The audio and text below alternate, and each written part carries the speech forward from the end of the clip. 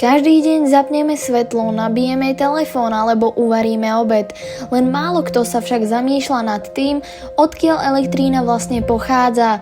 Na Slovensku ju vo veľkej miere vyrábajú jadrové elektrárne.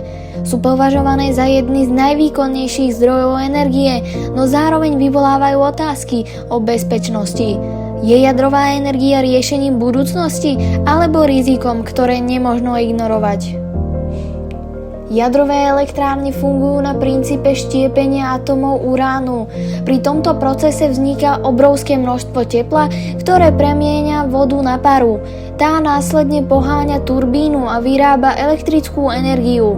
Hoci celý proces znie jednoducho, ide o technológiu, ktorá patrí medzi najprísnejšie kontrolované na svete. Jadrová energia dnes zabezpečuje viac ako polovicu elektríny vyrobenej na Slovensku. Práve preto patrí medzi najdôležitejšie zdroje energie v krajine. Jej výhodou je stabilná výroba elektriny. Na rozdiel od solárnych panelov či veterných elektrární nie je závislá od počasia. Zároveň počas samotnej výroby nevypúšťa oxid uhličitý, ktorý prispieva ku klimatickým zmenám. Aj preto ju viaceré krajiny považujú za súčasť riešenia energetickej krízy. Budúcnosť energetiky bude závisieť od rozhodnutí, ktoré robíme už dnes.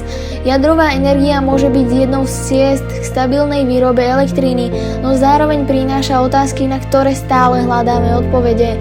Jedno je však isté. Diskusia o jej